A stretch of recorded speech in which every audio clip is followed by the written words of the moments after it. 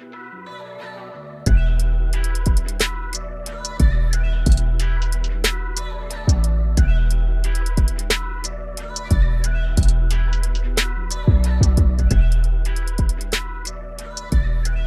right.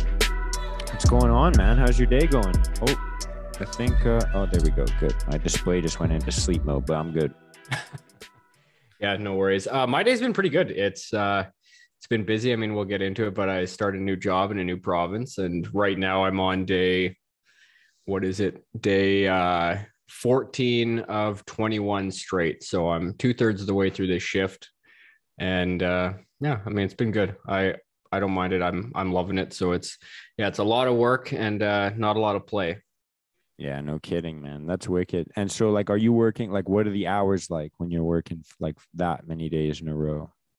It's right now we're doing 11s, so 11 hours a day, again, 21 days in a row. So no weekends, no nothing like that. It's just bang the jobs off as fast as you can. It's getting so busy out here right now. Like we're trying to find electricians, but it's stretching everybody kind of to the max. So I mean, I'm not complaining, especially in the economy we live in right now. So I'm pretty happy, but yeah, I'm just taking it as it comes. Yeah. Is that 11 hours on the tools? Straight?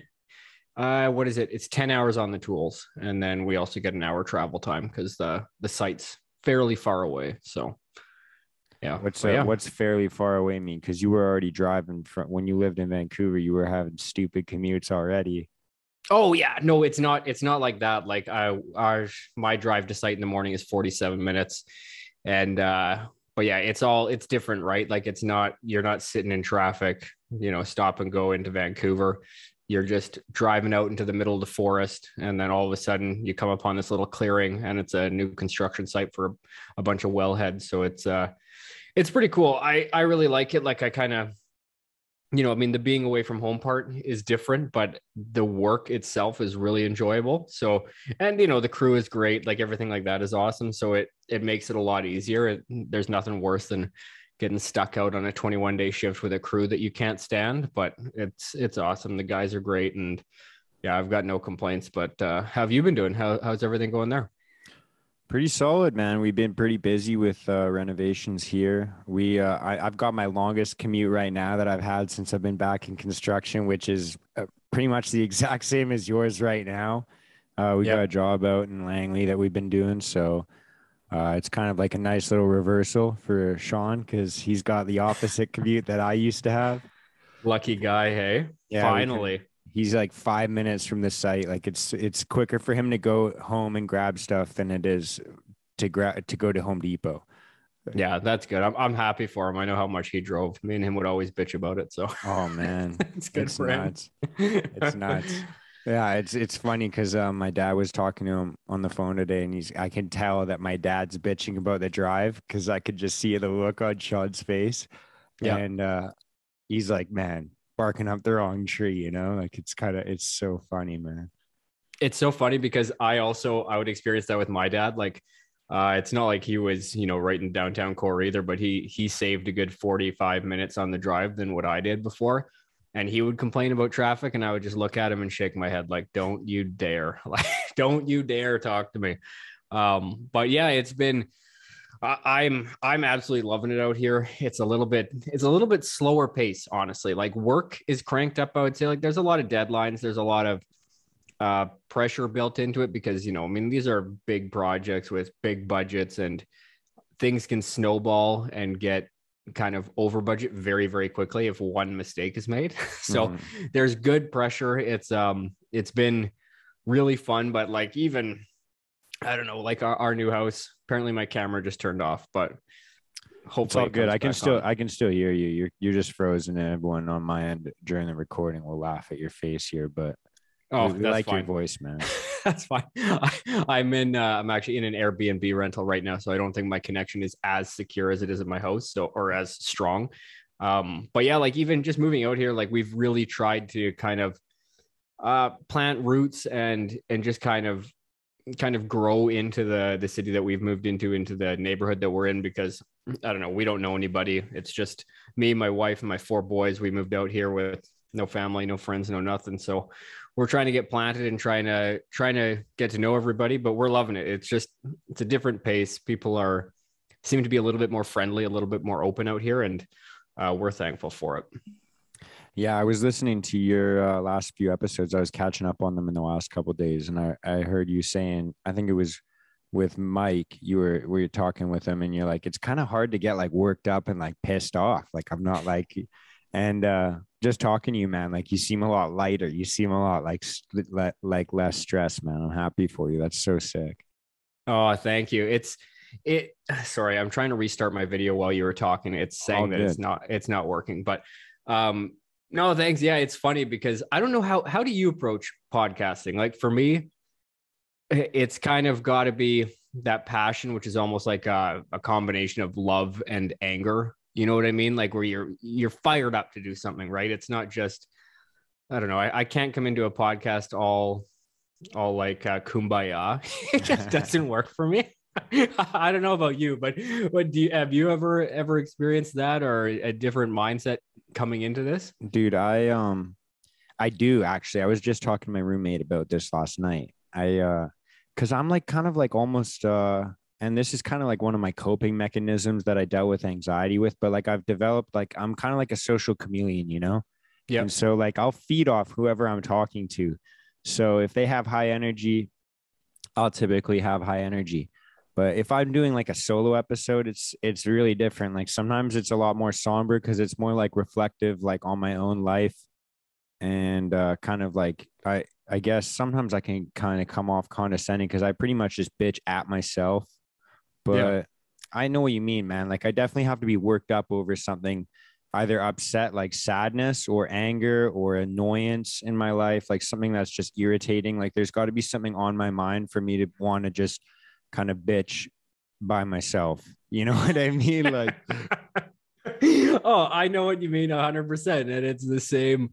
Yeah, I have the exact same feeling. It's funny because I mean, I think that's what we're trying to do, right? Is trying to figure out issues and then trying to, or I guess isolate issues and trying to figure out solutions, right? So it's you've got to have an issue in order to find a solution for it. Like it's, I don't think any of us are, where we want to be. And if you are, congratulations, but maybe set some new loftier goals because I don't know. I think it's good to be hungry to keep chasing stuff. And I was even talking to somebody else. It may have been on that Mike podcast, but I was talking about how some of the apprentices out here, this isn't a difference just to BC, but like you just in general with apprentices, like when you get one who's very content, doesn't really care about the job, doesn't care to learn anything, doesn't care to kind of reach higher, it can be really frustrating.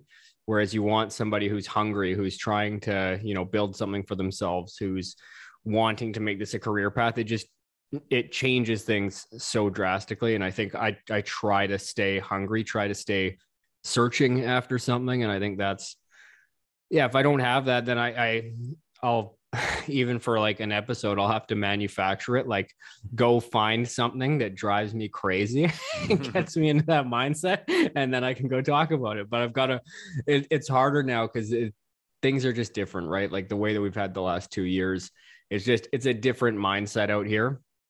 And it's refreshing, but it definitely makes it tough to get kind of the anger component of that passion equation done. yeah.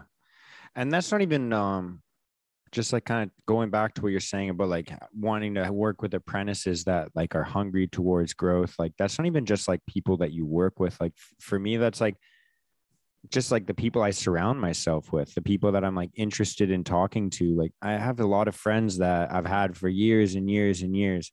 And like, like some of the conversations you have, well, at least I have, where it's just like kind of surface level, like, oh, hey, how's it going? What's new? Like, okay, cool.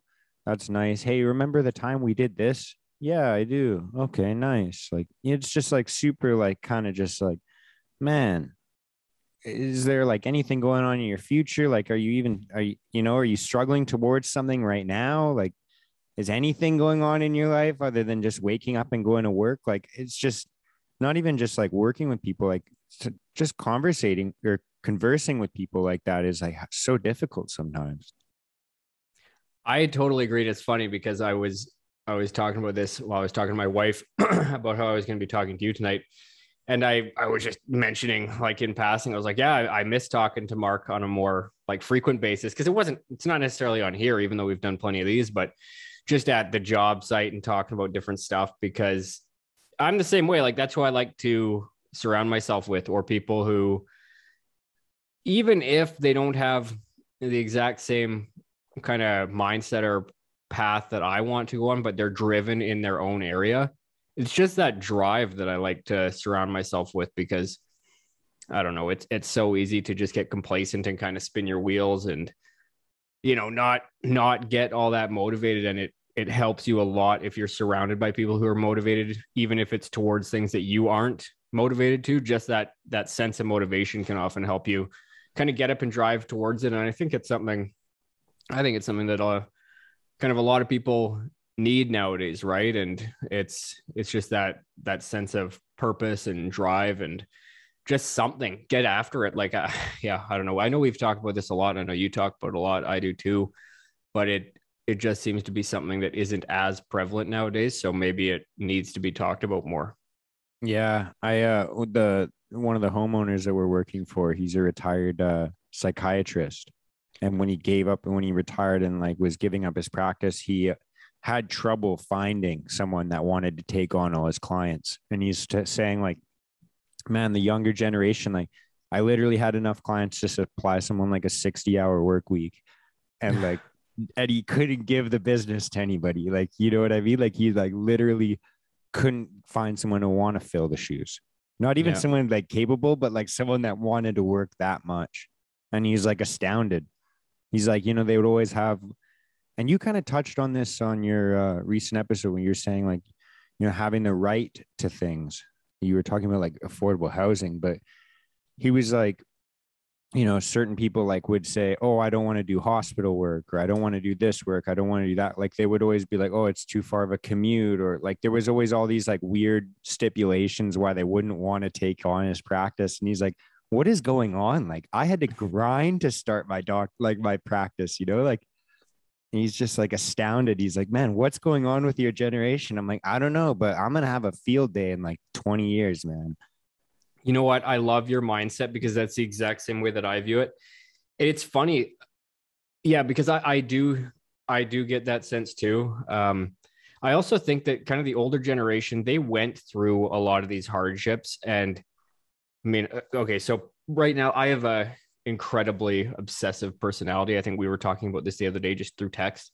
And I've been kind of obsessing over what's been going on with in like the financial sphere in Canada and kind of where we're headed on, I mean, everybody, whether you're in Canada, US, or whatever, any developed nation, which is probably going to allow you to listen to this podcast. So probably all of you, you're going to, we're headed kind of for what looks like pretty difficult times. Right. And I think that those cycles repeat themselves, and historically they do repeat themselves. And so I think that older generation, they had to work through things like the housing crash in the 80s. And, when interest rates or mortgage rates were up to 20%, right? Like they had to work through these challenges that really required you to kind of push on through it, to work harder, to become as self-sufficient as possible, because it literally meant the difference between you eating for a day or not. Right. Whereas nowadays, I mean,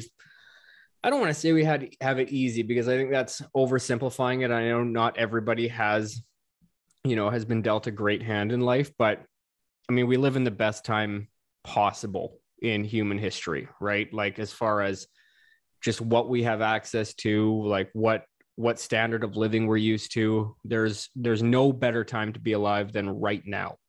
But I do think that we're going to be approaching something it's going to be, it's going to test that. It's going to be pretty difficult. It's going to be, a pretty, a hard few years for people. And it's one of the reasons why right now, even like, when we came out to Alberta, I didn't have the intent of going out on shift work and working away from the family. Like I wanted to stick home more often. It's just this opportunity presented itself, and we can't find enough electricians. And, talking about people who are hungry, we already got, I think it was 11% raises 12% raises within the first 3 weeks of me starting here. And we're about to get another probably 15% raise here in the next couple of weeks to a month, because there's so much competition for workers that everybody's raising their rates at the same time. They're competing with each other to try to hire people, right? That's capitalism at work for the worker. So, there's competition in all areas of the market, and a lot of the times it can work for you. And so I'm just trying to work as much as I can now, because I don't know what the next couple of years are going to look like. And I got 4 kids. So, I've got a pretty big nut to cover. It's not just me. I could live in a garbage or a cardboard box if I had to, but I'm not subjecting my 2-year-old to that. Yeah, yeah. Well, oh man, it's so true, dude, because I recently, one of my good friends, like literally, like he's like a brother to me. He's starting his own business. He literally just like quit his job on the spot like a couple of days ago. He's like, "Man, I'm just starting my own company. Like I'm done." He works in like auto detailing. And we sat down with my dad. We were literally like, I wasn't really helping too much, but like my dad was helping him kind of make like a business plan and try and think about a bunch of different things that he hadn't thought about yet, because obviously he's got more entrepreneurial experience than both of us combined. Right. But there was a point where my buddy says to my dad, he's like, "Were you like super fucking scared when you started this shit? Because like I'm terrified." And my dad's like, "Of course, like I was scared every year." Like it was like, what? Because he's like, "I got laid off from my job, but I still had bills to pay, so we had to start working." And that's literally like how they started the company. It was him and my uncle. And it's like, yeah, he's like, "Dude, I was scared every year." Like that pressure never goes away. No, yeah, sorry, keep going.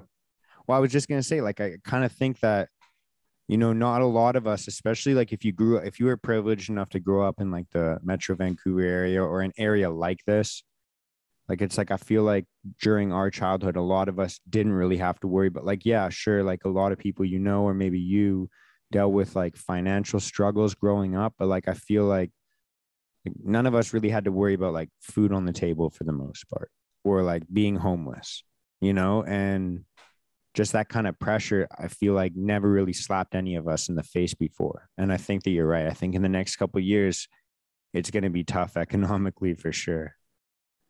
Yeah, I mean, it's kind of like that saying, strong men create strong times create weak men create weak times, and weak times create strong men, right? And I mean, think about a lot of the people even who you look up to, right? Whether it be they're financially successful or they're, philosophically successful, like the people that have kind of a unique outlook on life or a unique path to success, it usually has some serious struggle involved in it, right? Like whether that's through the middle of that process or at the beginning, and it's kind of what ignites that hunger in them to reach for more. And I think, when like not everybody's going to be in the same boat, but when you've had a relatively easy upbringing, you've never really wanted for anything, you've always had all your needs fulfilled, and you're able to kind of get a few things that you want, like it's tough to get hungry, I think, for a lot of people. And that's bred kind of where we're at right now. And I think a lot of people even now are pretty complacent and pretty unaware as to kind of how things could be going or where they seem to be going. And I just think that it's going to be a rude wake-up call to a lot of people at once. And so that's why, I talked about it with my wife too, like we're not going to shy away from work at this stage, because who knows what the next couple of years are going to bring. And we want to get ourselves as capable and as ready for whatever's going to come. And that means working hard now. It's like, animals that'll work hard in the spring, summer, and fall, and they have to hoard for the winter because there's nothing out there, right? So people better kind of get their house in order, get things ready. And I'm not trying to be like a doomsayer or anything scary like that, because who knows, things could get better, but it's just preparing for that uncertainty. I think a lot of people should be focusing on it a little bit more than they are, and not complaining about the fact that they have to go back into a physical office rather than sit at home in their pajamas and, in their basement. It's just crazy, all that stuff. So yeah, I think it's going to be interesting the next few years. And yeah, we'll see. Yeah, I agree, man. There is the odd person though that did kind of grow up with that maybe that scare, or it was maybe taught to them, but I feel like those are like kind of the most interesting people to talk to. For the most part, like when we're talking about these people that really haven't seen struggle, like those are the people where you're talking about earlier, where it's like those are the people that don't have that kind of hunger, or they've never been hungry. They don't know what that feels like. Yeah. And yeah, the most interesting people to talk to, I find, is like the underdog story, man. Like, and that's why I like talking to people that are like kind of grinding towards something, because it's like I want to hear about the struggle. Like, I want to hear that I'm not the only one that's working like a dog, or seemingly so. Like, it's cool to hear about those underdog stories, at least for me. Oh, I share the exact same outlook. And yeah, it's funny because when you talk to the people who have experienced real hardship and real struggle, little things don't ever seem to get them down, which I think is, it's inspiring, right? That kind of, that mindset is just amazing. Like, so many things will just roll off their back like it's nothing. And then, like I was alluding to, because now there's, news stories out there about people getting up in arms that they're being called back into their physical office because, their incomes haven't really been impacted over the last 2 years. And now, oh, the audacity of me actually having to go into my job in the position that I was hired to be in. It's just, it's funny that that's viewed as such this massive obstacle in life to be overcome. And it's like, dude, you're just going back to how things were 2 years ago. Like, this is just normal. Relax. Like, it's just, that's why, when I see stuff like that right there, if you're in a position where you're complaining about having to go back into your job, like how your entire life had been before this, that is a sign of true privilege. And Oh. I hate using that word, but that's a sign of true privilege. I was literally, as you were saying all of this, I was thinking, like, how privileged do you have to be to think, oh, I have to go to work? Like, Yeah, what are you talking about? I know. And then, guys like you and me, or, the guys I work with, it's like, oh yeah, like we've been having to physically go into work this whole time. And, it's been all these different obstacles and roadblocks that you have to leap over and duck under just to be able to physically get yourself to work. And now you guys are complaining about just being asked to come back into the office to sit there instead of sit in your underwear in your basement. Like, I don't know. To me, it's laughable. Yeah, like I know, especially like because you were working with a family business as well. Like, you know what it's like if you don't have a job, you're like, man, I want work. Like, I'll do anything for work. I'll work for a little bit less if I have to. Like, I'll do anything. Like, if there's no work, I'm feeling choked. So it's just like, man, that seems so crazy to me. They're like, oh, and now I have to drive to work. You're like, yeah, that's literally the most privileged you could be. Like, in terms of human existence, if you were to explain to any generation before this, oh man, I can't believe I have to drive to work in an air conditioned office, you get just your smile smacked off your face, man. Like, what in the world? Oh yeah, like going from your commute being 5 steps to 15 minutes or something. Like, it's crazy. But it's funny that you mentioned that about work, because I wonder where some of that has gone, because I'm the same way. Like, I cannot be a liability on anybody. Like, I don't know if that was bred into me, drilled into me. I don't know. I don't know where it came from, but I don't like the idea of being a liability on anybody ever. It's the same thing. If I owe somebody money, I have to pay them back right away as soon as I can, right? I'm not going to drag that out. I'm not going to extend that and then have them, searching me out to pay them back. I just can't do that. And, like you said, like, even if, it means going to work somewhere for a couple bucks less an hour, it's like, yeah, I'll do that. I have to work for something. It's some sense of self-pride and, self-sufficiency that I don't know where it's gone nowadays. Honestly, I have no idea, but I don't know how a system is sustainable if you don't think that you're going to contribute in order to, receive, it doesn't make any sense to me. Yeah, I think you said it best, man. You had the episode the other day. I just caught up on all of them, man. So they're all fresh in my mind. But you said it best. You said there's no free lunch, man. That's a fact. Yeah, thanks. I can't remember where I heard it from. It's a pretty good cliche, but I think it's true too. Like, I don't know, we've gotten pretty accustomed to free lunches and to, you know, handouts and everything else. And I think that's going the way of the dodo bird quick. And we're already seeing kind of the fallout of what that monetary policy was, and the fact that we've got roughly 8% inflation is what they're reporting on the CPI data, which 8? yeah, which seems like, I think it was 7.8 last time, but it seems like an undershoot if anybody's, in the real estate market looking for a house, or if you're in the rental market trying to find rent. Like, it's gone up way more than that. The shelter component, I don't know what exactly they've got it rated at, but it's crazy, right? And a lot of this is directly due to what's happened over the last couple of years, and I think we're going to be suffering the hardships from it for a while. Yeah, I'm gonna say, like, if I were to consider my own personal expenses, which I've been looking at quite accurately recently, it's like the only things that have stayed the same are like contractual billings, like things that Yeah. I'm stuck within a contract for, like rent or my phone bill, my Wi-Fi, etc.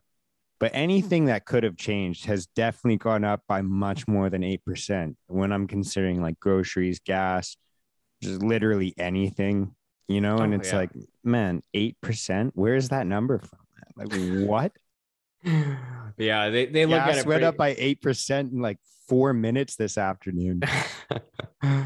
Yeah, it's so true. It's all, yeah, I mean, it's crazy. But I think this is like we were kind of talking about earlier, when cycles repeating themselves. And I think why that older generation has a different mentality to work and to, self-sufficiency, is because they've gone through stuff like this, like nearly exactly like this, right? We just didn't have the same debt loading that we have now. But I think we're going to see a resurgence of that, probably in this next generation, because they're gonna, my kids, maybe they'll see what we had to do to get by, or what happened. And I have a feeling that mentality is going to kind of come back in a big way, because right now we're pretty soft. I think as a society and as a kind of collective mindset. And I think that we're going to kind of be forced by the situation we're in to kind of harden up a little bit and become a little bit more self-sufficient. And quite frankly, I'd like to see that mentality make a comeback. And I think it's going to come one way or another. You can either fight it and suffer through it, or you can accept it and start doing whatever you can, cut back where you can. Maybe you don't have to go out and buy that brand new $800 TV. Maybe your 40-inch at home will suffice. But yeah, it's just stuff like that. I think the mentality is going to have to change around.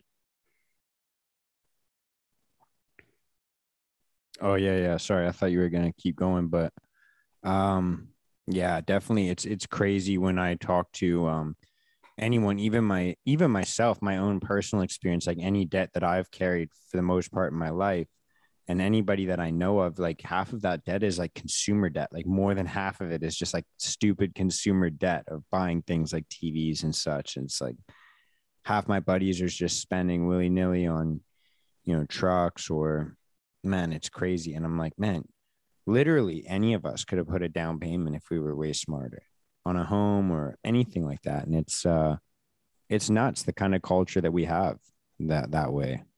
It's It's insane.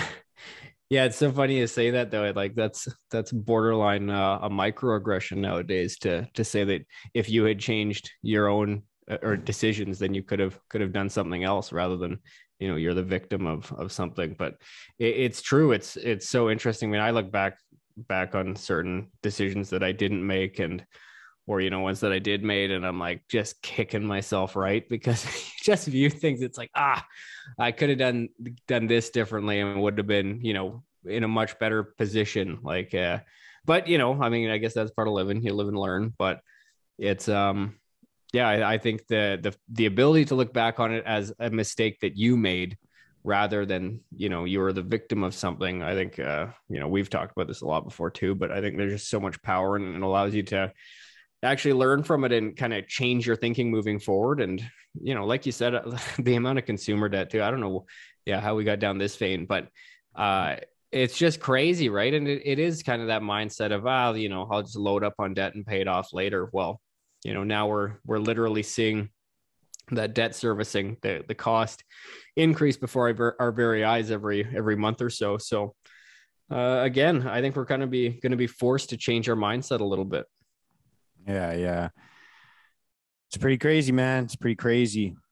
I saw that you reposted. I posted that thing on my story about like kind of if anyone had any topics or anything like that, and I had a couple people message back, but one of the people, I don't know if, well, I guess we can just mention his name. Yeah, but Mike replied back, the guy you just had, and and he replied back. He was saying like it would be a cool topic to talk about, kind of like, something that, and I feel like you can vibe with this as well, but he was basically saying like kind of the importance of building like kind of a community, like a brotherhood, like we were talking in the very beginning, like kind of I guess like I would say, in my words, I'd say like a support group, or just kind of like a network of kind of people like we were kind of describing, and I just want to give a shout out to Mike for giving us that kind of like topic, because we ended up inadvertently talking about it. But it's so cool to just kind of hear about these perspectives kind of grow through people that, because you're a little bit older than I am, and I think he's a little bit older than you are. Mm-hmm. And it's kind of cool to see like the mindset of men that I think are similarly minded. And as they kind of go through these decades of their lives, it's kind of cool to see these mindsets evolve. It's pretty sick.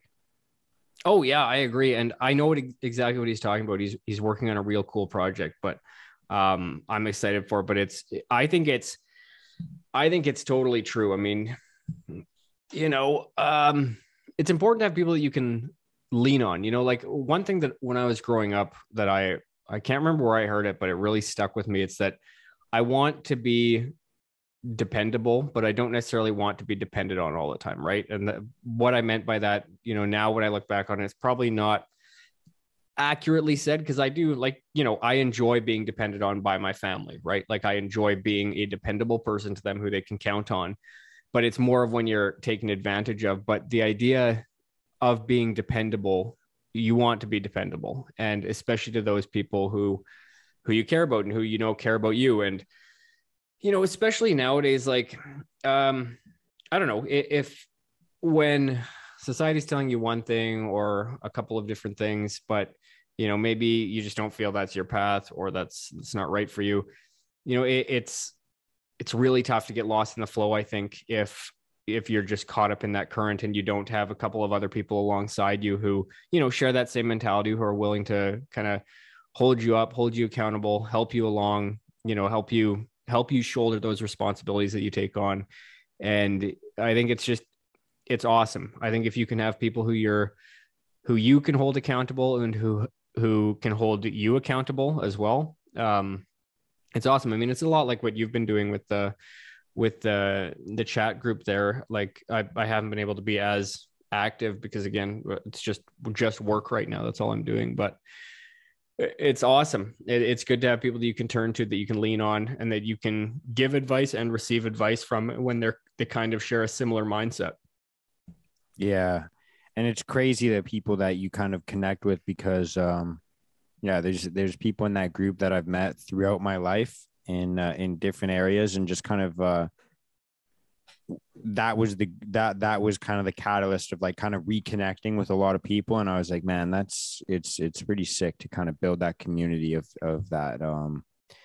And even when you do waver, like when you fall into things like a victimhood mentality, or you fall into things like depression, or you fall into things like any of that like kind of privileged mindset, to have people that are like brave enough to be honest enough to like call you out on it and be like, okay, listen, like, bro, what are you talking about? Like, you need to get your head back on straight. Because I've had so many people surrounding me in my life early on where I had like kind of like an empathy overload, and it's cool to have like, that's kind of my favorite part of, you know, uh, having a community like that. Well, yeah, I totally agree. And it stops that spiral before you get all the way to the ground, right? Before you nosedive. You have people who can help catch you along the way and correct your course. And, it obviously it comes with a lot of trust. And, you've got to have the mindset and the belief that they do really have your best intentions at heart. And that's, I mean, that's really important, because you don't want to be taking advice from somebody who's, harboring envy or resentment, or, they don't really want you to go that much farther ahead. And that's easy to fall into too, right? It's really easy if somebody's asking you a question and you may think like, oh, what? Like, this person's 5 steps ahead of me. Like, maybe I could just sabotage this a little bit and, slow them down on their own race, because then I'm going to feel closer. And it's, that's a real easy mindset to fall into. So it's important to have, again, a group that you can trust, that, they'll hold you accountable. You can hold them accountable. But it's, yeah, I mean, I think even Mike and I had talked about this a little bit, but it's just how easy it is for that resentment and envy to fester now. And it just comes out in so many gross ways. But, yeah, so as long as you trust the people, and they don't have any secret motivations or anything, or they aren't prone to jealousy or resentment, I think it's huge. It's completely necessary. You can't go through life and everything else alone. You need support networks as much as you like to be self-sufficient. And I trust me, I do too. Like, I have a really hard time leaning on other people. I've got my wife, I've got my family, a few friends that I'll lean on, but I have a really hard time opening up, because, it's tough, right? It's a struggle. It's one of my struggles, but yeah, I think it's really important to have that little tight knit tribe, and people that you can bounce ideas off, bounce problems off, and you trust that their advice is going to be in your best interest. Yeah, 100%. Dude, every time you talk, there's like three things that you say where I'm like, okay, I want to talk more about this. And Oh, you got to do what I do, man. I have an open notebook with me through every conversation. And so whenever you're writing, if my camera was working right now, which it's not, but if my camera was working, like, you'll see me looking down and writing as you're talking, because otherwise I'll forget them. Like, I've got to go back. oh no, I remember them, dude. I just won't want to. I don't want to just go too far off tangent. Oh, take it off. I have a pad and a pen in front of me. I'm like, it's just when you talk about envy, when you talk about things like that, it's like that. I just get flashbacks of like how I used to think versus how I've been like literally forcing myself to think now, because I know like so many times in my past, and even sometimes these thoughts still creep into my head. But like when I see like someone that they're like killing it, they get like a new vehicle or a new home, like, or anything like that, like my initial thought beforehand was like that envy of like, man, I wish I could have that. Like, why the fuck does he deserve that, or why does he get that? And now I've just started to have more appreciation for what's around me. I'm like, whoa, I can't believe one of my friends could do that. Like, that's so cool. Like that, whether it's a vehicle or a home or something like that, like, it's like, man, that's possible. That's so sick. Like, now I've my mindset has just shifted that way. And I guess that kind of segues into the other thing you were saying, is like kind of being a provider. Like, it motivates me more to want to be like a provider for the people around me, so I can show them like, hey, this is possible. Because I when you talk about like kind of providing for your family, or leading the way, or being a mentor, or a father, or anything like that, like, it's like, that's purpose slapping you in the face, man. Like, that kind of like, that is and that's where I kept was going to interrupt you a couple of times, but it's like when you're talking about wanting to be the provider for your family, and how you take ownership and you say, like, I want to be dependable. Like, I don't want to be depended on all the time, but I want to be dependable. Like, I want to be the guy that when my kids are in this struggle or my friends are in this struggle, that they can come to me. Like, I want to be that. And that is a purpose. You know what I mean? Like, you're the rock solid person that they can come to. Like, and it takes strength, but that's also what kind of like pushes you towards it. That feeling of like, this is my purpose now. Like, I have something to do. Yeah, it's funny that you mentioned that because, well, first off, I mean, the idea, like, becoming a father changed my mentality. And because of my situation, right? Like, our oldest son is technically my stepson, although I'm the only dad he's ever known. But so I personally, I can't really separate becoming a husband and becoming a father because it happened at the same time, essentially. In fact, I probably became a father before I became a husband, just because we were dating and got to know each other first. But yeah, those two things fundamentally changed my mindset. Like, it made me realize, like, in the most obvious way, but the most serious way possible, that I was no longer only responsible for myself. Like, I've talked about this before, but when I was younger, I mean, it was so easy to call in sick on a Friday, take a long weekend. It's like, I just don't really want to do it. I've got enough money in the bank. I can go to the bar tonight. I can go, I can have fun. I'm not going to go hungry. It's not a big deal. But, having a wife and kids who are now also depending on you. And, when I say depending, or like words like responsibilities, like, it's not meant to be this terrifying thing that you might be facing, right? Like, it's the most incredible thing I've ever experienced. It's even like, I've heard people talk about how, they could never imagine being married because it'll just lock them in with somebody and then they feel trapped. Like, I have the exact opposite reaction to it. And me and my wife were talking about this probably a month ago, 2 months ago.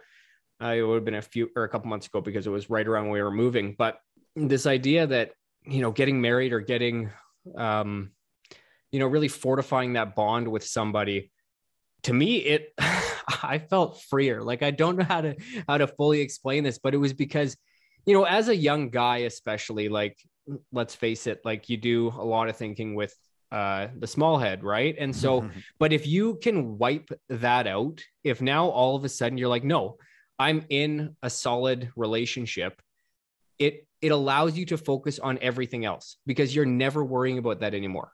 Like, I that's a really crude way of putting it, but it's like, when you have something foundational to build on, all of a sudden now you're focusing on everything else, because you're not worried about going to meet somebody. You're not worried about finding the next girlfriend or the next boyfriend or whatever the case may be. It's like, no, I can set out in life. Like, I'm no longer trying to set up this home base. I'm now advancing farther through life, right? Like, I'm on to the next objective. And it's a really weird feeling. And it almost seems counterintuitive to think that all of a sudden, making this, what hopefully will be, and will be, in my case, a lifelong commitment. It's like, well, now I'm free. And it doesn't seem to make any sense, but that is how I felt. And that's how my wife felt too. It's like, all of a sudden, we've got this box checked. Like, let's move on to the next task now, and the next task, and the next task. It's like, to me anyway, it felt freeing. Again, I know I've repeated that about 4 times now, but it's funny, because everybody nowadays seems to think that, you're cutting yourself off from every other option in the world by doing that. And you're not. You're all of a sudden opening yourself up to everything else that you can focus on, because you're not spending any time focusing on, I've got to find somebody, or this person's not that great, or like, whatever. It's just, it's freeing to me.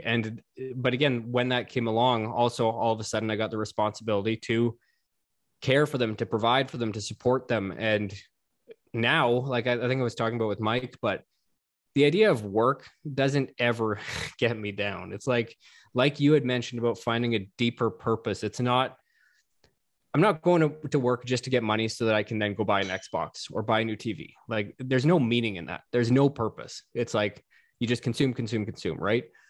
I'm like just in work in particular, it's like I'm going to work to give my life a better, or my wife and my kids a better family. Like I'm going to work to provide for them. I'm going to work to set up their entire life, right? And so that like, and when you have a purpose like that, you don't get dragged down by little things. You don't get dragged down because it rained at work. You don't get dragged down because your feet are wet or you bumped your shoulder at work. It's like, well, I don't care. Like this is all part of my plan. This is part of the foundation that I'm laying for my kids, for their future, for my wife, for our grandkids. Like your purpose just gets so much bigger. But I think in order to really focus on that, like you have to have something that gives you purpose. And for me, it's my wife and kids. Like that's locked and loaded. Like that's ready to, now let's go. Let's go after the next thing. Let's go advance through the next steps of life. Yeah, I love that you say that because, well, just thinking about like kind of my past relationships and then thinking about the one I'm currently in, which is obviously the best relationship I've been in, but and I don't just say that because she's going to listen to this, but I mean that because like, right. Hi, I'm not going to say her name, but hi. I know. But, yeah, dude, it's like, you know, and this goes across like pretty much every spectrum you could think of in life. It's not just relationships, but it's like anything. Like nothing for me, at least, has ever really been enjoyable without first like committing to it. You know, like I never enjoyed construction when I worked in it the first time. I ended up quitting to go work in the gym that I worked out at. But it wasn't until like I started getting this job and I committed, like, all right, I'm going to learn this. Like, it doesn't matter how frustrated I get, how stupid I feel, how annoyed, or, you know, how much like I end up being a liability or whatever it was. Like I kind of dead set. I was like, I'm going to commit to this thing.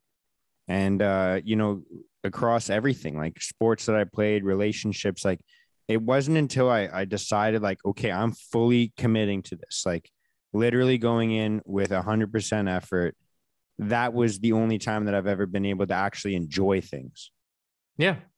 Yeah. It's like when you're committed to it, right? And again, when you've built it up to something more than it is, you know, when it actually has a meaning. And I mean, you're right. It doesn't just have to be in relationships, but it's making that commitment to something. And then you're almost, you know, then it becomes a sense of, or an issue of self-pride almost at that point, right? Because exactly, like you know, you take pride in your work, you take pride in, you know, whatever the character of your being, like who you are. And when you can link something to that, when you really start to, I don't know, when it becomes something that you can't fail at because you like, you really find purpose in it. I don't know. I just think that a lot of people, it's even this idea, well, I don't know, like I've been reading a bunch of this comment lately where it's like, you know, minimum work for minimum wage, or, you know, minimum work for whatever wage it is. Like if you just don't feel like you're getting paid enough. And that's, again, like you're obviously not finding any sense of purpose in your work if that's all that you're focusing on, but you're never going to get ahead. Like, I don't understand that mentality, because there are people out there in the workforce like you or like I, who are able to find meaning outside of their work. Like, again, I wire stuff up for a living. Like, I'm an electrician. Do I find some deep philosophical meaning in making electrons flow? No, I don't. Like, I'm sorry. Maybe some people do.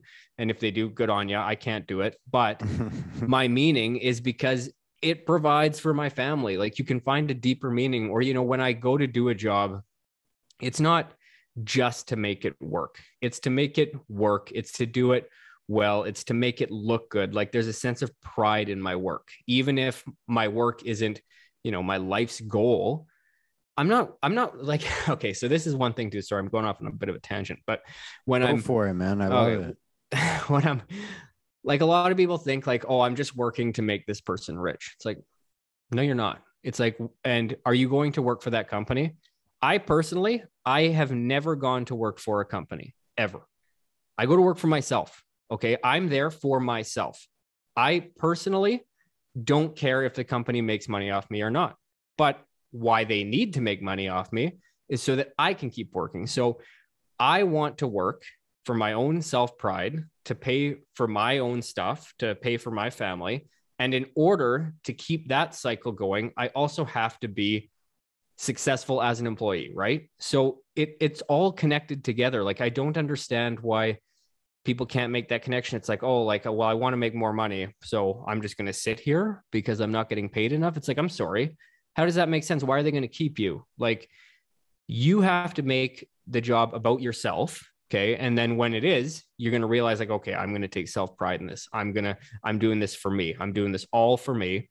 And then if you are doing that, you're going to benefit the company because all of a sudden you're going to become more profitable because you're again taking pride in your work. You're wanting to see the job done for yourself. And then you're going to keep getting handed more money as it goes along. Like, there's a principle, I forget what it's called, but people who put in that extra 10% at work end up making something like, I think it's something like 70% more over the year. Why? Yeah. Why? Because, well, yeah, you're putting in that tiny bit of extra time, but it's exponential, the growth that comes from it, because then they're going to see that you're eager. They're going to see that you're driven. You're going to be the first one up for raises or the first one up for promotions. And if you're not doing that, you become disposable. All right. Like, yeah, that's hard to hear, but it's true. You've got to find a way to drive yourself to work for your own reasons. If you say, oh no, like I'm here just to make the company money. Okay. You're not going to last very long because that's not a real meaning. You're just going to burn out and you're going to quit. Like, what meaning are you drawing from that? Like, that I would never do that. I'm not going to work to make my boss rich. I'm going to work to pay for the things that I want to do. I'm doing it for me.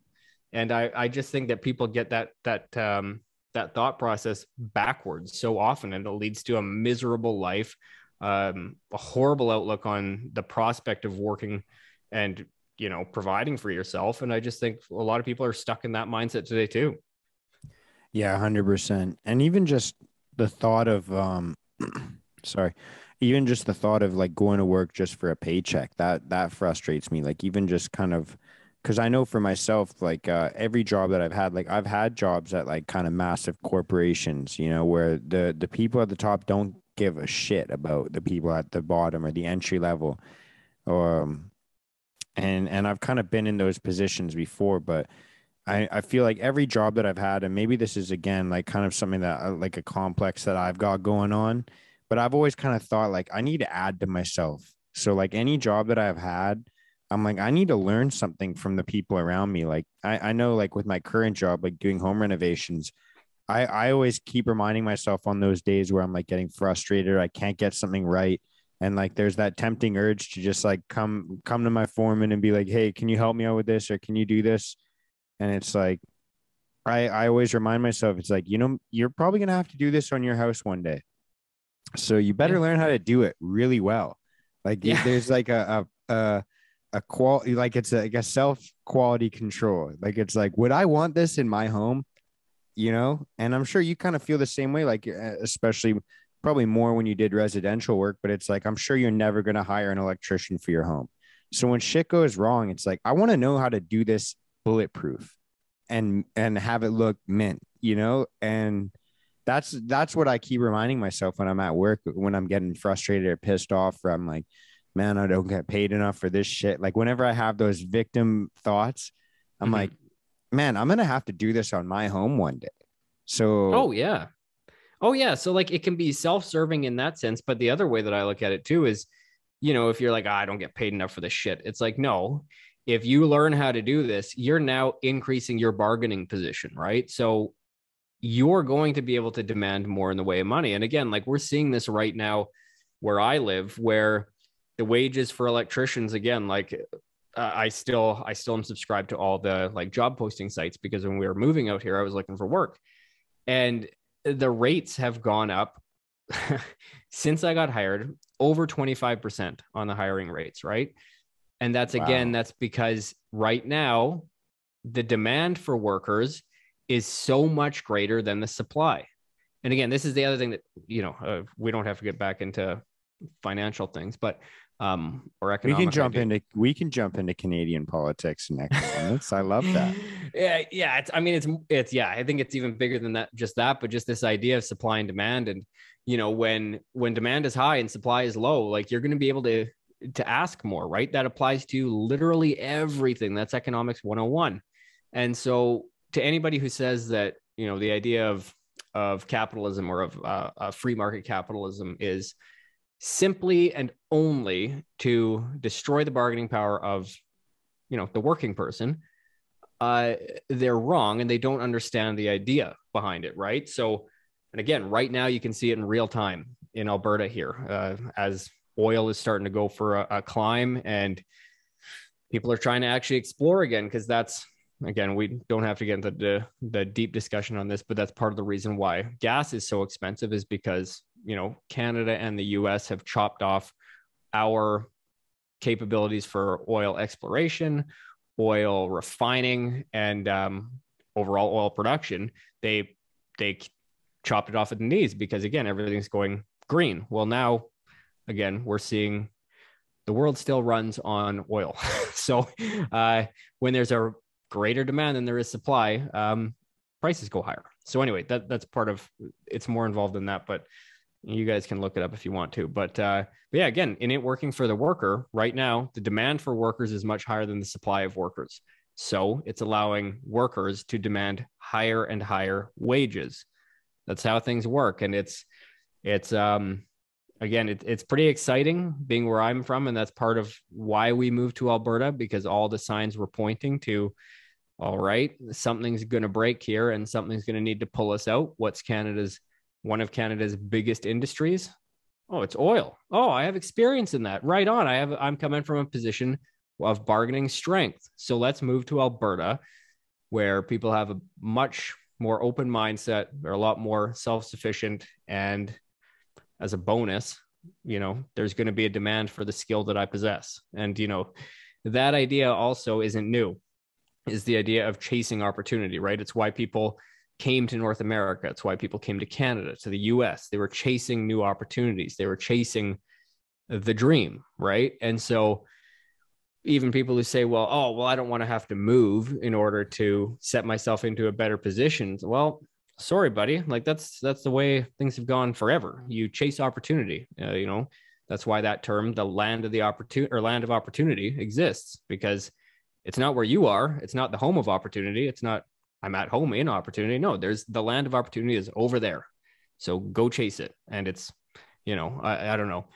It's again, but I think that mindset is going to be coming back pretty quick, because people are going to start to realize it's like, okay, I could sit here, and things aren't going very well, or I could go chase an opportunity that'll move me ahead. And, yeah, it's a bit of change. It's a bit of upheaval, but in the end, things are going to be better. And I think, I think we're going to see that pretty soon. Yeah, 100%. It's funny that you bring that up, because I was, if you think about kind of, well, it's actually the most obvious thing is like, how did we get here in North America? Like people moved here, it was like, whether I think about my grandparents or I think about ancestors further and further back in our lineage. Like, it's like, yeah, they got fed up because shit was terrible in Europe. So they came here. That's literally, my ancestors did it a long time ago.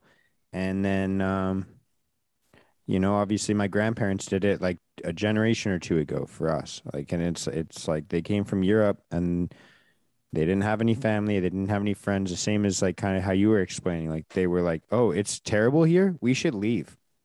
We should leave and we should make something better for ourselves. And I mean, a lot of us are, second or third generation. Some of us are even first generation here, right? Like, and that's why you still see people immigrating to Canada, to countries like Canada and the US, because they're searching better opportunity, and that's why a lot of the times, like you'll work with a first generation or somebody who's just freshly landed, an immigrant to Canada. Their work ethic is through the roof, and they are hungry because they realize that, whoa, here I have opportunities to move up. Like where I came from, we had nothing. There was nowhere to go. There was nowhere to go but flat or down. It's like, and now all of a sudden I'm in somewhere where if I work hard, you're telling me that I can get rewarded for it. Like it's why Canada and the US have such high immigration, while Canada is much higher per capita than the US, but still it's why we have that level of immigration. People want to come here. It gives them opportunity.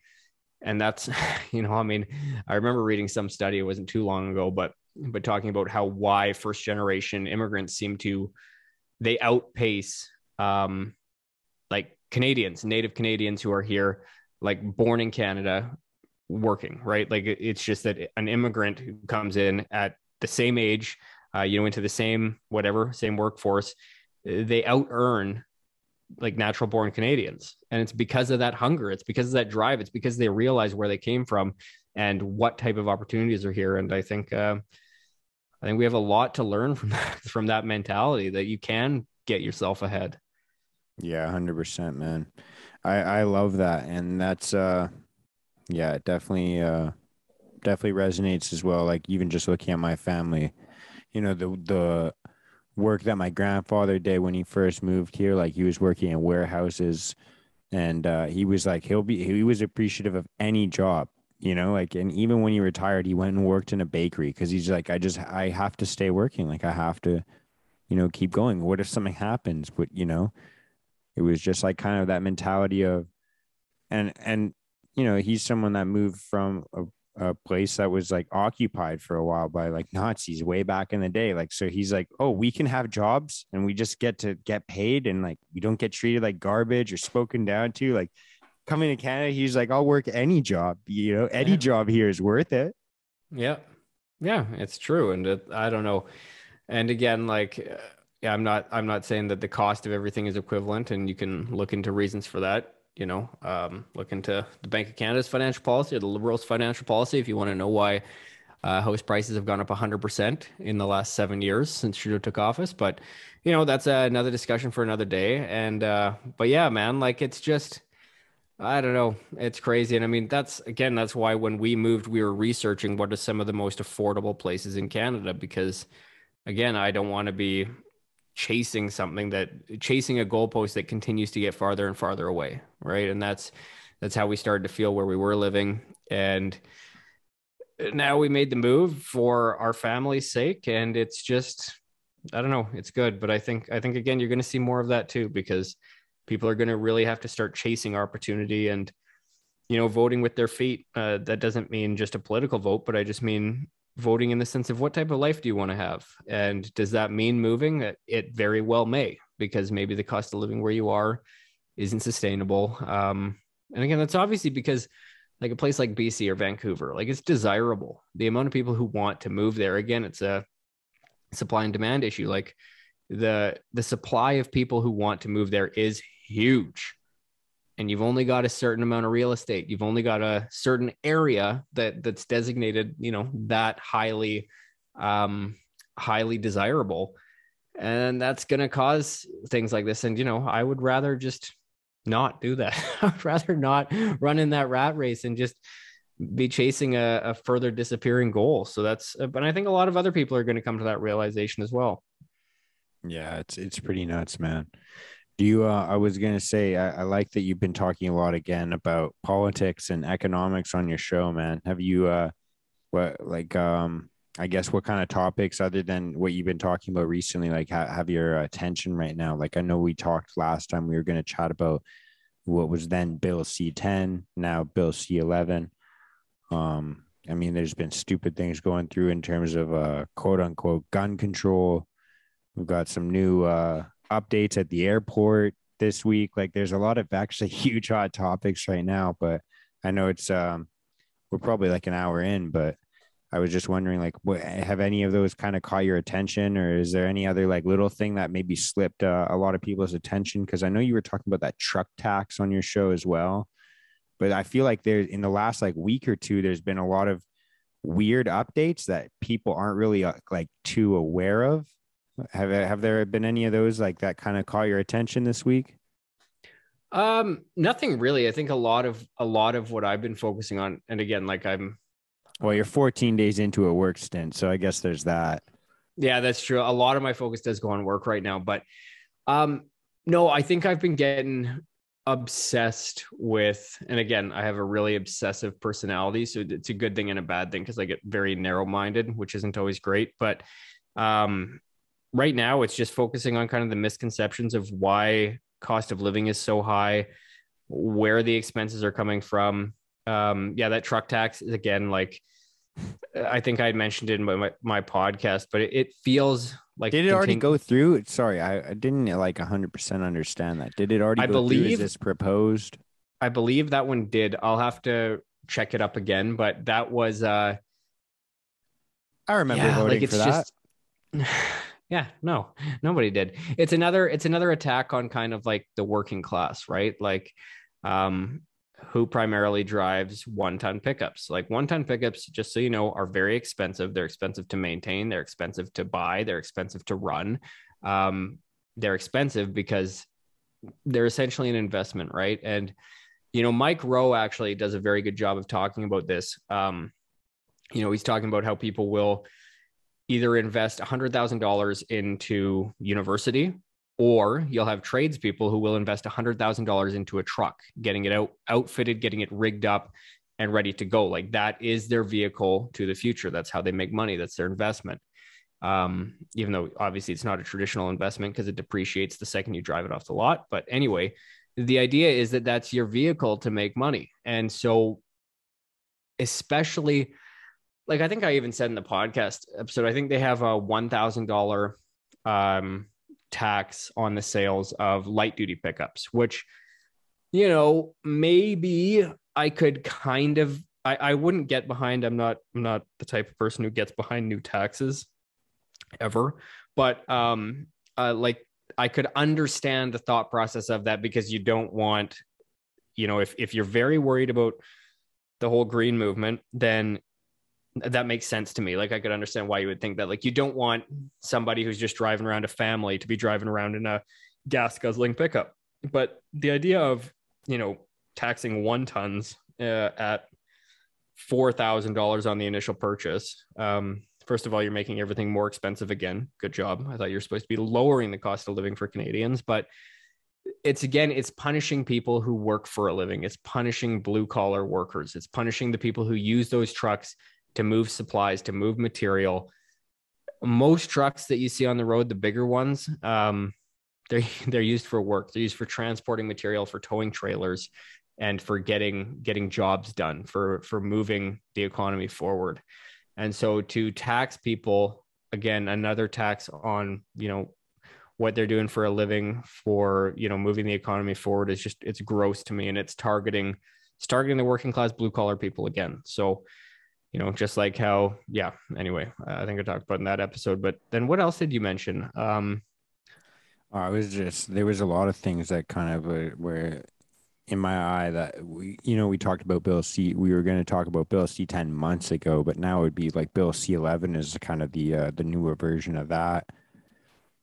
Some silly gun control stuff that went through. Oh yeah. Yeah. Some updates at the airport for people that Oh, yeah, that was it. aren't fully medicated. Yeah. Yeah. The airport one is funny because yes, there was a lot of pressure, but you know what finally pushed that one over the edge was a sports podcast. No kidding. Yes. The biggest hockey podcast on the planet, Spittin' Chicklets. So ex-NHLer Ryan Whitney went viral from posting inside Pearson Airport, saying that this was, I think he called it, quote, hell on earth, which is pretty great. But then all of a sudden, and even in the House of Commons, so like he's known as like Wit, like Ryan Whitney. So just Wit. And even in the House of Commons, one of the MPs was quoted as saying, "Are we going to listen to Wit?" So, like, as far as the power of podcasting goes, there's a sign of it, because a sports podcaster, an ex-NHLer, significantly influenced Canadian politics. Which, and make no mistake, this is a political decision, not one based on any type of science. But yeah, that changed that ruling, which is hilarious. And then as far as gun control, like everybody agrees that what happened in Uvalde in Texas was horrific. Everybody agrees with that. But what is insane to me is that, the Canadian government uses Something that happens in a different country with a completely different culture, a different set of laws, and uses that to impose new laws on Canadians. It doesn't make any sense if something happened in Canada. Okay, every action has a reaction. There's a consequence to everything, but to use something like this, it's not based on anything other than it's a constant attempt to disarm the population, right? That's been their agenda from day one when they were elected. So it's not really a surprise. It's funny because he's definitely the number one handgun salesman in Canada ever. Because the second that happened, I mean, like, I follow a lot of different firearms pages, right? And within, I'd say, 48 to 72 hours, every single handgun in Canada had been bought. Every single one. And it's yeah, but again, it's not based on anything that's related to Canada or to our firearms laws, which are incredibly strict, incredibly functional. In some cases they're a little bit over controlling, but that's just my personal opinion. That's whatever. But yeah, it's using something, an international event, to justify what's going on in Canada. And it's crazy that it's a frustrating when, and I understand it because this is obviously a really emotional topic when something like that happens. Again, everybody is up in arms about that. It doesn't matter if you're a firearm owner or you're not. You think it's a disgusting act that should never happen.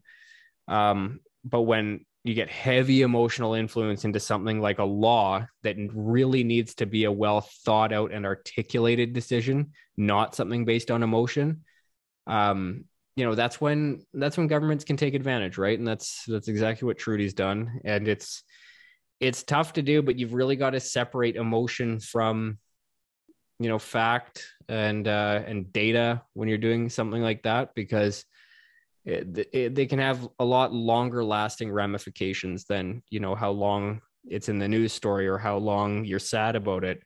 You've got to really think about it rationally. Yeah, and it just even the whole thing just kind of it's like, so it's mind blowing, really, because you're right. Like, it's a strenuous process to even get a gun license in Canada in general. Like, I did my course back in February, and now we're in the middle of June now. I still haven't even received anything from them, except I got a letter back saying that they had received my application, but not my results from actually passing the courses and everything. Which is super bizarre, but I got that all figured out, and I sent them back a letter. But it's been months and months, and we're doing background checks and safety courses. But I definitely appreciate all those things, man. Like, I think that's in my personal opinion, I think that those are things that you should go through, like background checks, criminal record checks. You should go through a safety course, because even just going through the course, I'm like, okay, I feel more confident now that I've actually had someone, like a professional, teach me how to safely handle this thing. Like, I feel better about this now.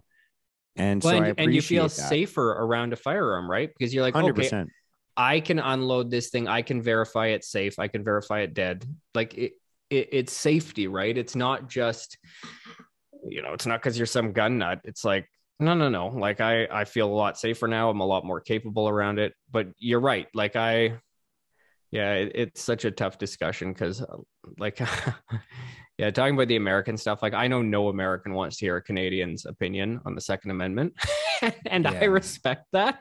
But I agree. As a Canadian, I like the fact that there are some checks and balances to it, because,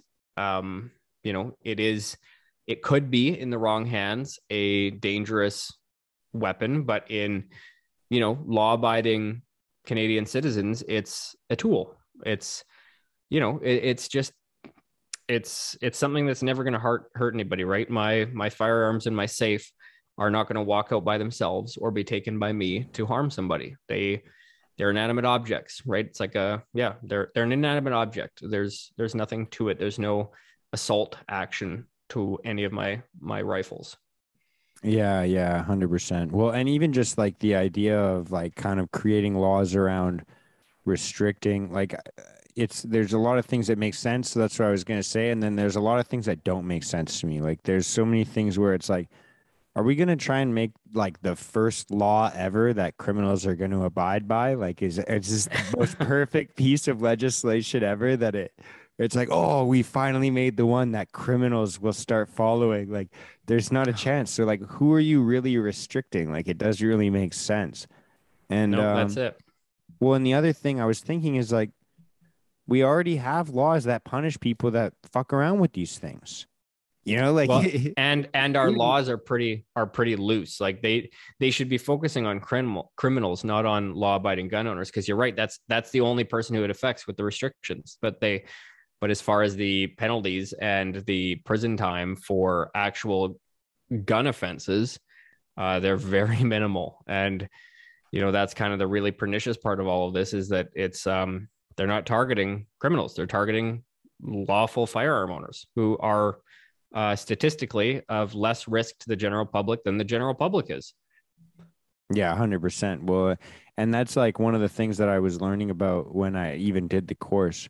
It's like it was like it was actually like kind of like it changed my opinion on a lot of different things, even though I was pretty like supportive of kind of gun rights, but just going through the course and learning a lot more about how every single person that carries a PAL, like the possession acquisition license here in Canada, it's like you're run through a criminal record like check every single morning. Little Yep. things like that. It's like man, 365 days a year. They keep tabs on you to make sure you aren't committing crimes.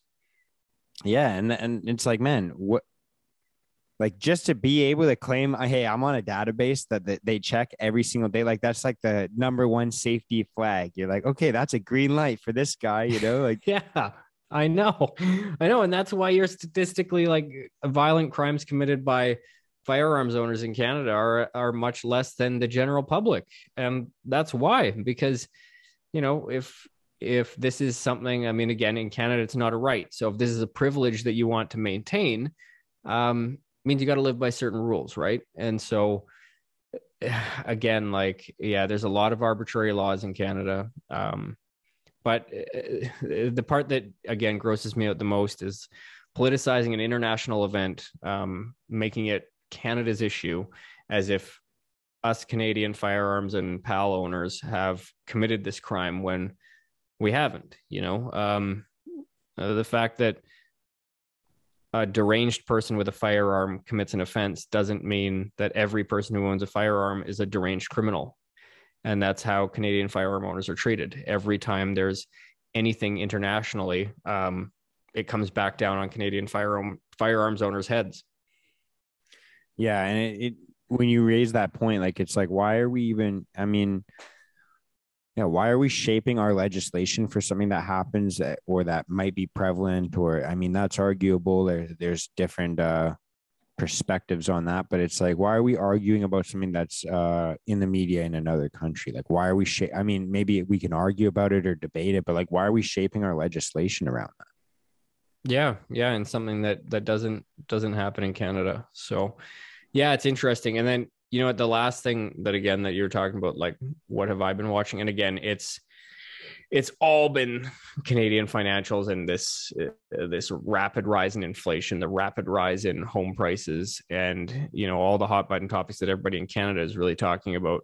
And I don't generally do this, but if there's a podcast that I think that every single Canadian has to listen to, it's called the Looney Hour. One of the hosts is a real estate agent from Vancouver, but yeah, the Looney Hour podcast. If you want to kind of understand what's been going on, they do such a good job of breaking it down and really, showing how these, because everybody, I'm sure you're aware too, everybody's seeing these little news blurbs about, oh, the Bank of Canada is raising interest rates. And the average person is like, well, what does that mean for me?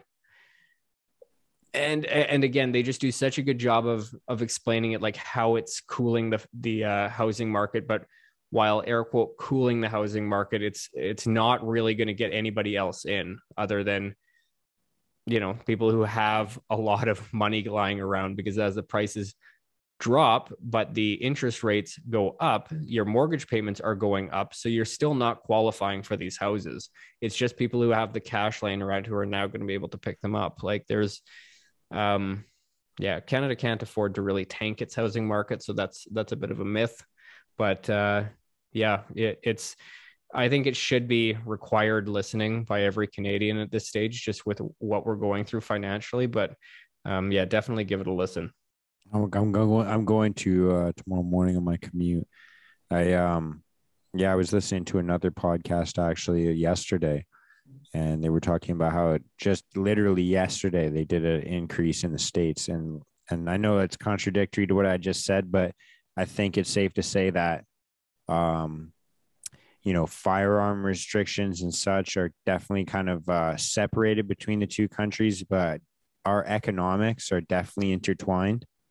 And they just did a hike on their interest rates down south yesterday. And it's like, man, this is not going to be looking good for a lot of people that were just kind of like floating by, Oh yeah, no, and the Bank of Canada does follow what the Fed does. They kind of take a lot of their guidance from the Fed, again, because of our economies being linked. But yeah, with the Fed going up 75 basis points, which is just so you're aware, like a normal basis, 75% or a 0.75. Or 0.75. Yeah, 0.75. but a normal rate hike would be 0.25. So for them to do 3 rate hikes in one is incredibly aggressive. So again, Canada's probably going to do the exact same thing.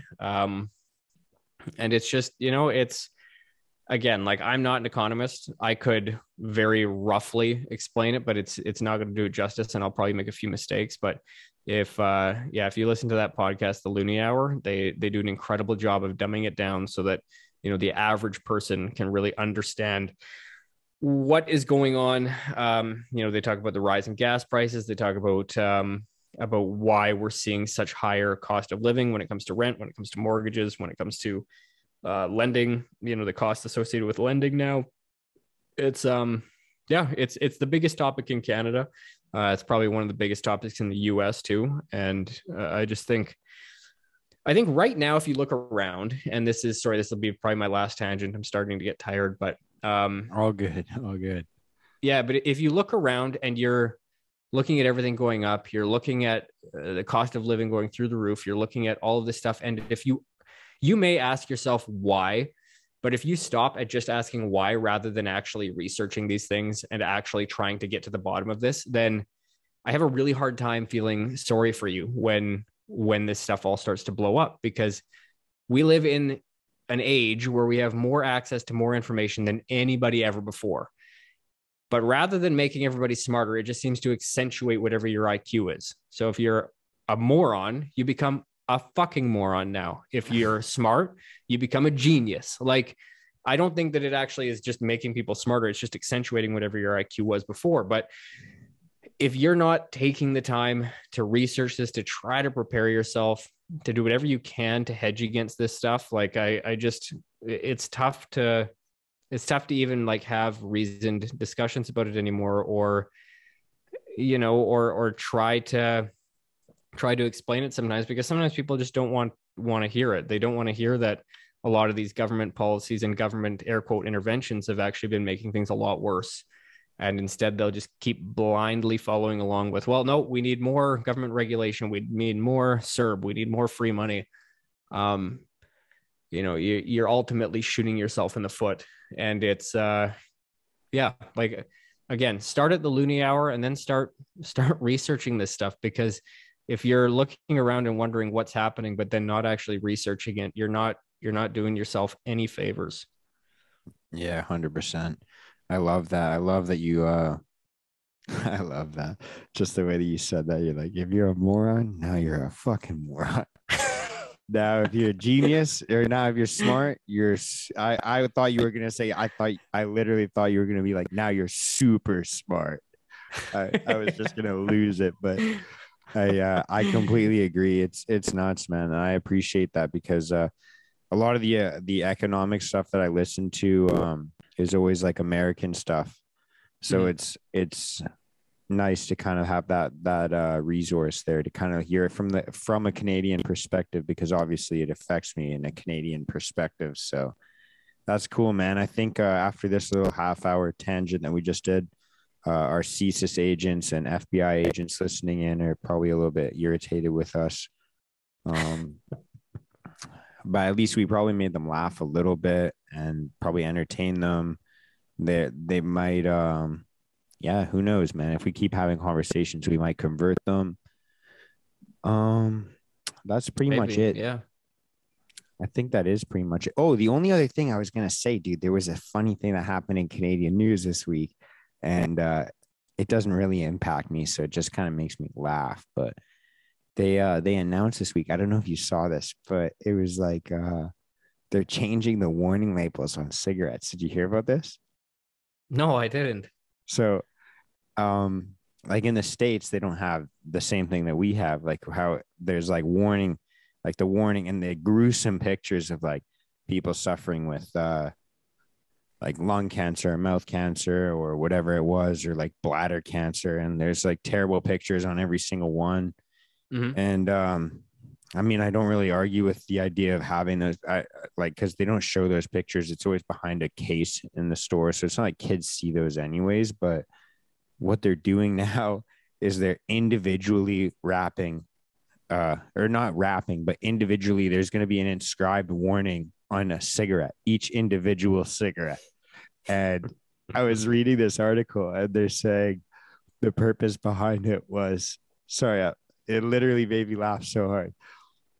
The purpose behind it was to warn people that don't traditionally buy cigarettes, that just bum them off people. And I'm like, are you kidding me? If you're hurting to bum a smoke, you're well aware of the cost associated with. That's so funny. That's so funny. You have to look it up. I'll put a link to an article or two in the description of this for on my end. But dude, it's so funny. I just reading that, I was like, are you fucking kidding me? Yeah, it's like we are the stupidest people ever to walk this earth. Like, well, and it's like, who doesn't know these things? Yeah, I knew these things when I was like 6 years old. And like my dad actually doesn't smoke. My parents, neither of them smoke. But like at 6 years old, when I saw people smoking, I was like, yeah, I shouldn't do that. You know, that's probably not good for me. Yeah. Yeah. No, that's funny. Send me that article because I'll read it. Individual warnings on cigarettes.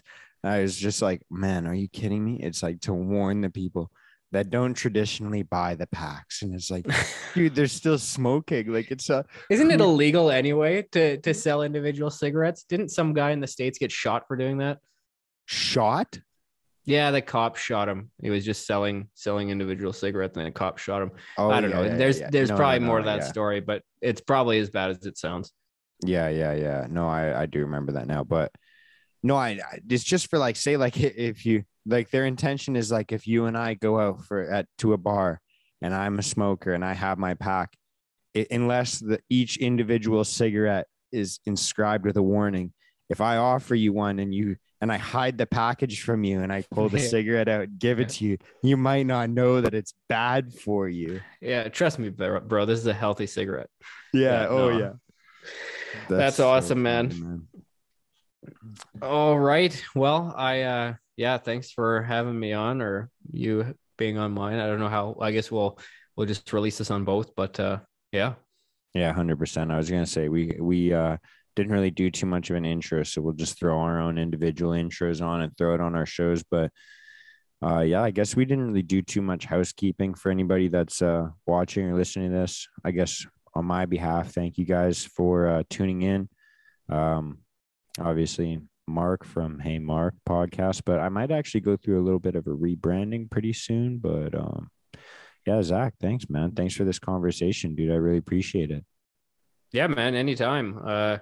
Again, like when I go back home, I'll finally be working on getting the podcast studio / office set up because we were having some home renovations done and my office was being used as the material storage.